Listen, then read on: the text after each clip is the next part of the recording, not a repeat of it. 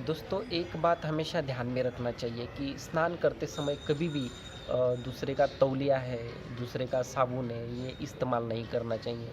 स्नान के बाद दूसरे की कंघी भी इस्तेमाल नहीं करना चाहिए, ऐसा भी लिखा है। स्नान किस चीज़ों से नहीं करना चाहिए इसके बारे में अब हम जानते हैं। दोस्तों अक्सर हम देखते हैं कि लोग शैम्पू और साबुन से स्नान करते हैं, जो कि बहुत ही गलत है, क्योंकि शैम्पू और साबुन इनमें अलग-अलग तरह के केमिकल्स मिलाए जाते हैं जो आरोग्य के लिए बहुत ही हानिकारक होते हैं। दोस्तों एक बहुत ही महत्वपूर्ण बात यह है कि कई लोग साबुन से स्नान करते हैं और कई साबुन चर्बी से बने होते होते हैं, इसमें चर्बी मिलाई जाती है। तो एक बात हम ध्यान में रख सकते हैं कि अगर हम ऐसी अपवित्र चीज़ों से स्नान करते हैं, तो हम पवित्र कैसे हो सकते हैं? ऐसी अशुद्ध चीज़ों से हम स्नान करते हैं, तो हम शुद्धि कैसे कर सकते हैं? हमारी खुद की शुद्धि कैसे कर सकते हैं? ये जो असात्विक चीज़ें हैं, इनसे स्नान करने से हमारा सत्वगुण कैसे बढ़ सकता है? तो गलती से भी जिन भी साबुन में, शैम्पू में चर्बी मिलाई जाती है, वो शैम्पू और साबुन से कभी भी स्नान नहीं करना चाहिए। ये स्नान करने से हमको भले अच्छा लगता हो, लेकिन ये स्नान बहुत ही अपवित्र है, क्योंकि जिसमें चर्बी मिलाई जाती है, वो स्नान कभी भी पवित्र नहीं हो सकता। तो इनसे नहीं नहाना चाहिए। तो किससे नहाना चाहिए इसके बारे में हम अभी देखते हैं। दोस्तों कभी भी नहाते समय उपटन लगाना चाहिए, जो स्वास्थ्य के लिए बहुत ही अच्छा माना जाता है। हमारे शास्त्र के अनुसार अगर उपटन से स्नान करते हैं तो कहीं ग्रह और मादाएँ का जो विपरीत परिणाम होता है वो भी कम हो जाता है। अगर स्नान करते समय हम गोमूत्र डालते हैं पानी में तो वो हमारा सत्वगुण बढ़ाता है, मन को जल्दी पवित्र करता है।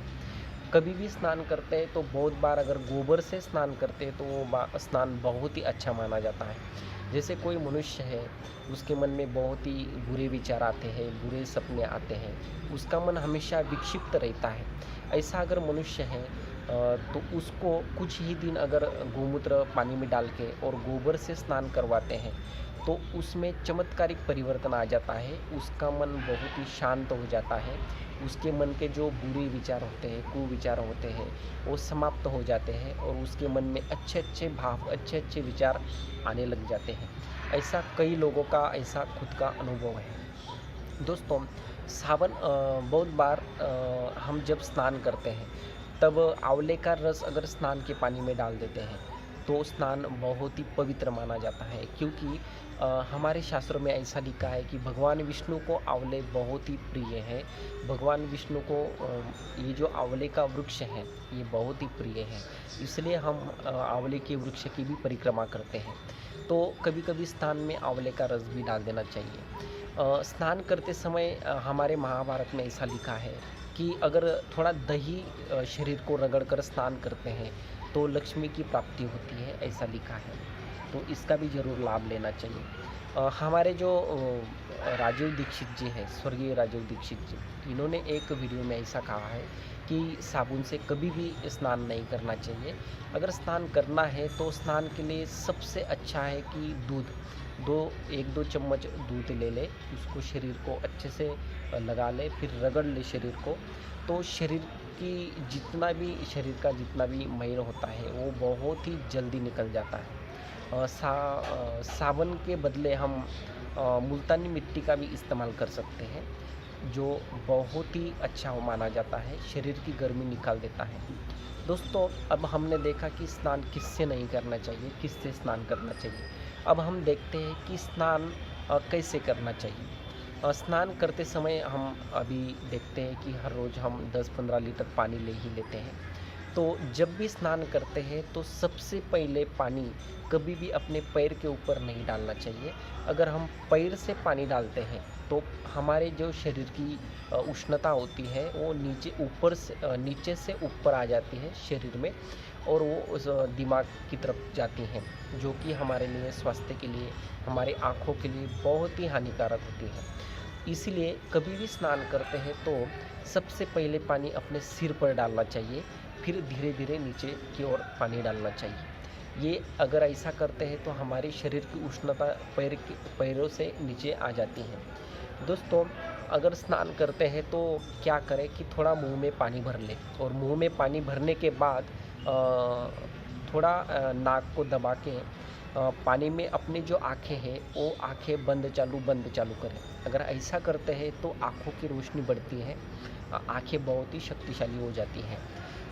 कभी भी स्नान करते समय जब हम स्नान कर लेते हैं तो गीले तौलिए से हमारे शरीर को बहुत रगड़ना चाहिए। ऐसा अगर करते हैं तो जो मैल होता है वो निकलता है और हमारे जो रोमकूप होते हैं वो खुल जाते हैं।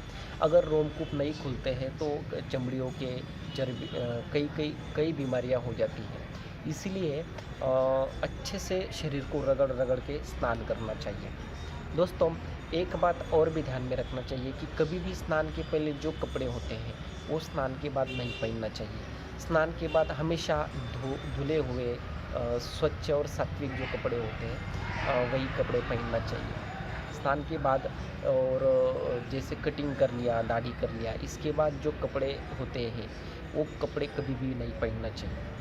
दोस्तों, स्नान करते समय भगवान नाम का अवश्य स्मरण करना चाहिए। जैसे हमारे ग्रंथों में आता है कि स्नान करते समय अगर महामृत्युंजय मंत्र का जप करते हैं तो ऐसा लिखा है कि उसकी अकाल मृत्यु नहीं होती है, एक्सीडेंट नहीं होता है, उसका आरोग्य बहुत बढ़ता है, ऐसा लिखा है। स्नान करते समय ऐसी भावना करनी चाहिए जैसे हमारे पवित्र नदियाँ हैं, गंगा, गोदावरी, सरस्वती, नर्मदा, कावेरी, सिंधु, इन नदियों का आह्वान करना चाहिए। इन नदियों को मन ही मन ऐसी प्रार्थना करनी चाहिए कि आप कृपया हमारा ये जो स्नान का पानी है, इस पानी में पधारिए और हमको पवित्र कर दीजिए। ऐसा भाव करते हुए गंगा माता का स्मरण करते हुए स्नान करना चाहिए। ये स्नान ऐसा अगर हम स्नान करते हैं तो शरीर की शुद्धि तो होती है, लेकिन मन भी पवित्र होता है और आध्यात्मिक लाभ भी होता है।